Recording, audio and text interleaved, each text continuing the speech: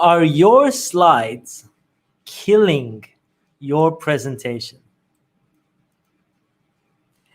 Ladies and gentlemen, what's up? I want to welcome you to another video. Now, very quickly, have you ever been to to a presentation and they have this like crazily confusing slide, like one of these slides that you look at and you're like, oh no, you know what I mean? And the speaker is there at the front of the stage, like, and he's trying to talk, he's trying to explain this slide, he's going through all these little details, but you're not listening to him because you're looking at all the little bits on the slide. You're trying to work out what each thing says. You're looking left, right, etc. And then, or have you ever been there and someone makes a presentation, but they put up a slide that has like crazy amounts of text, like this executive summary, and you sit there and you're like, oh my God, he's gonna read it. He's gonna read the whole thing. He's gonna read the whole thing. And you just sat there, and either you're listening to him, who's really bored reading it, or you're trying to read it, so you're not listening to him, or you're getting confused because you're trying to read, but you're also trying to listen to him at the same time. Or like, and when those things have happened, right? When, you know, you've seen a like really confusing slide, or you've sat there while someone has read this crazy slide with full of text, did you feel entertained? Did you feel like you were getting tremendous value, that you were having some amazing insight? Or did you feel frustrated? So, ladies and gentlemen, how would you like 10 tips to using slides so that they help you and they don't hinder you?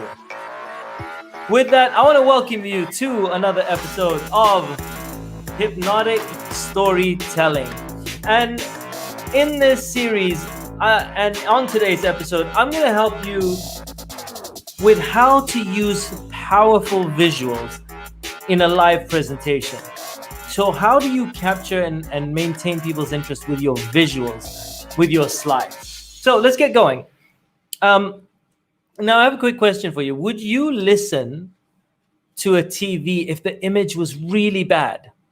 Like, would you sit there and, like, if no one was watching and you had the choice and you're like, oh, this image is really bad, would you continue to watch? No, you'd probably switch it off. But people can't do that with a presentation. But if you have really bad visuals, I feel like people would switch you off if they had the choice. And so you want to be able to have visuals that really capture and maintain people's interest. And now for years, I've worked in the corporate field. Like I for close to 2 decades, I worked in the corporate field, and I have sat through some terrible presentations. Now, I used to give terrible presentations. Why? Because I was like, well, everybody else is doing it. Like, I feel like everyone is putting loads of information on a slide, so I should put loads of information on a slide. Everyone has very complicated graphs that explain a whole bunch of things, so I should have very complicated graphs that explain loads of different things.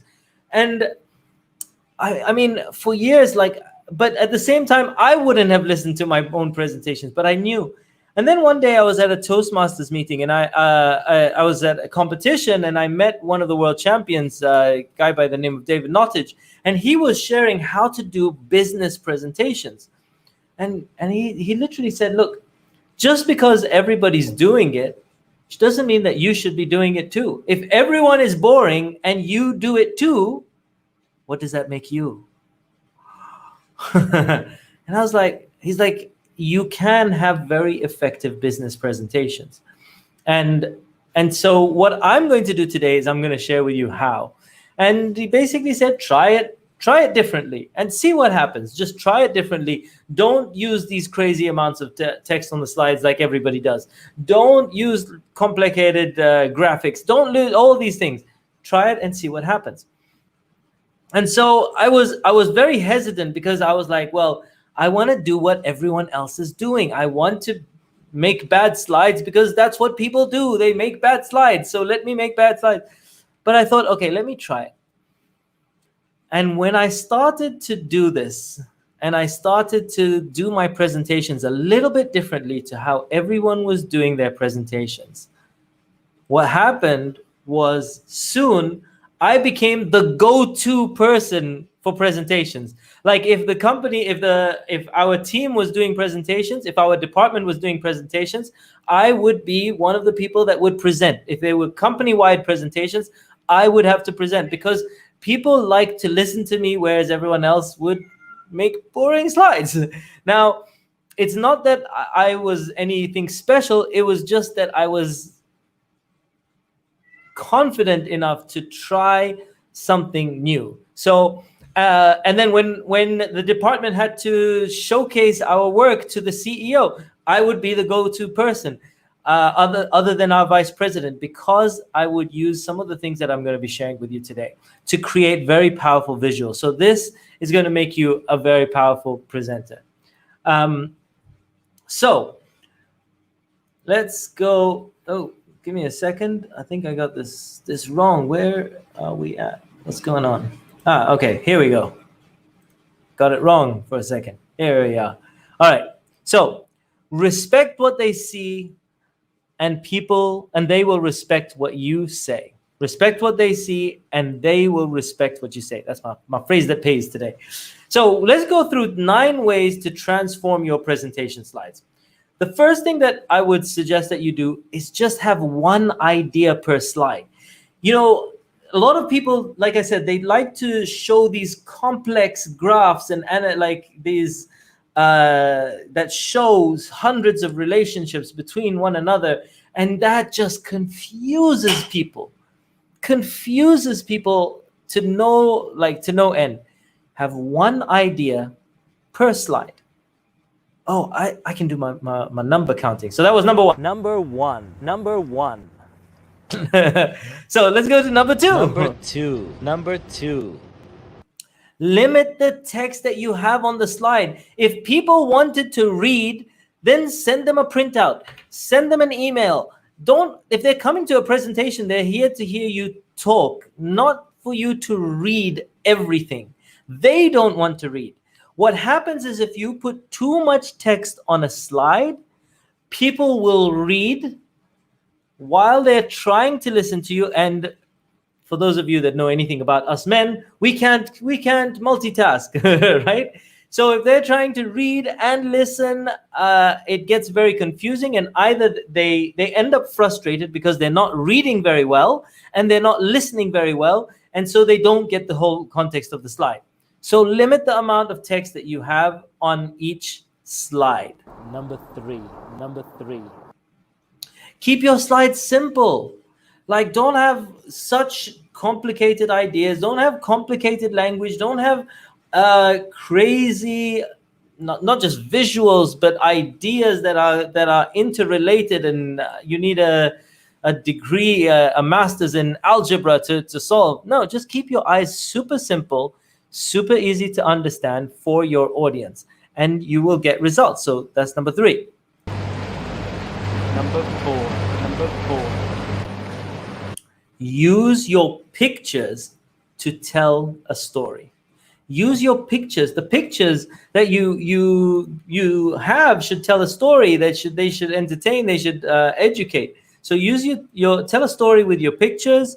And then number five. If you're using graphs, if you're talking through numbers and things like that, you want to simplify graphs, okay? You want to remove all the excess information that people don't need. If you really have to put a graph on there, fine, put one graph. But you don't need like crazy number, like really long numbers and excess things and lines and this. It makes it look a bit too confusing for people. So for example, this graph on the left, where you have the numbers that are very long, you have the lines, you have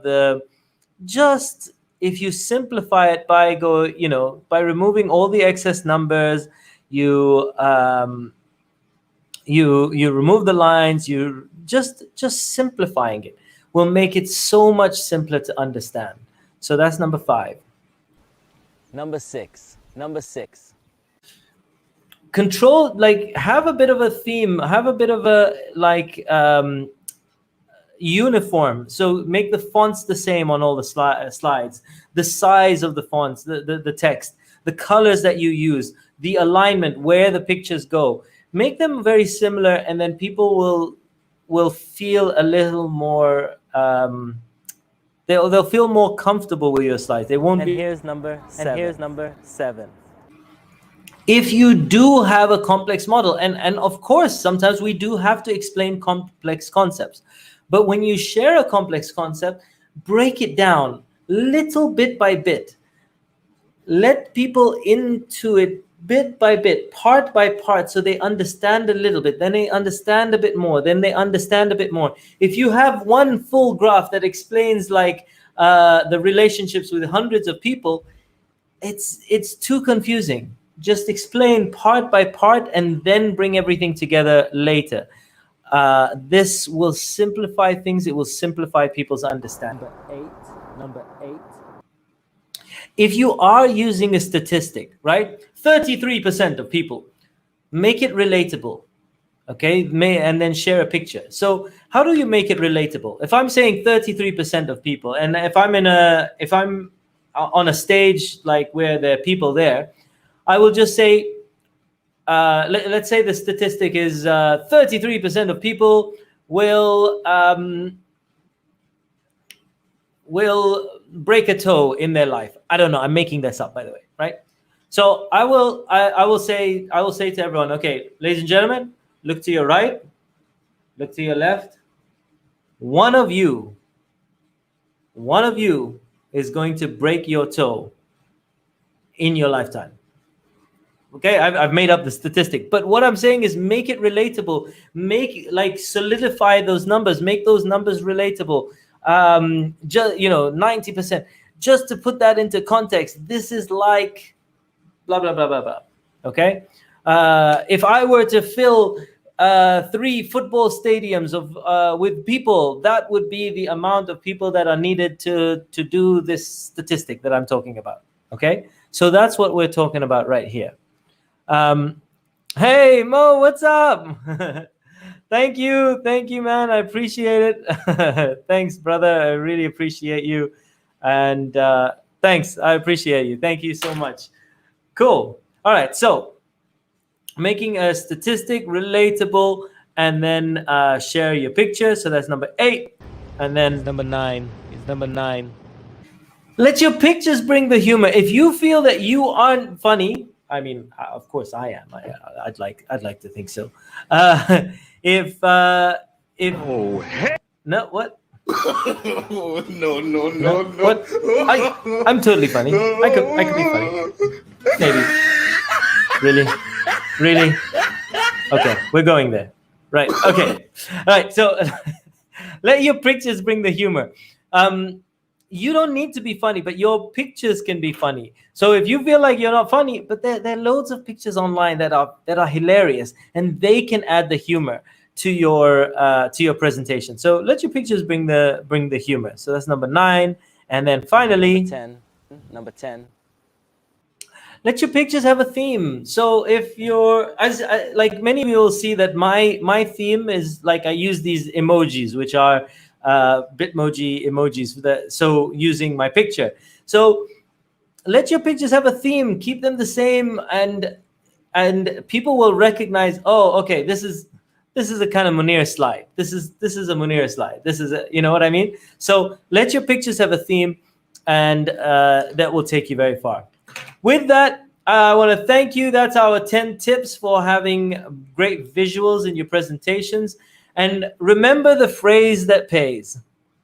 Respect what they see, and they will respect what you say. Thank you so much, ladies and gentlemen. I appreciate you. Peace out, one love, and I will see you on another episode real soon. Peace out. Yes, I will. I have started posting on LinkedIn. Thanks, Mo. I appreciate it. Thanks, buddy. All right, everyone. Peace out. Speak to you soon.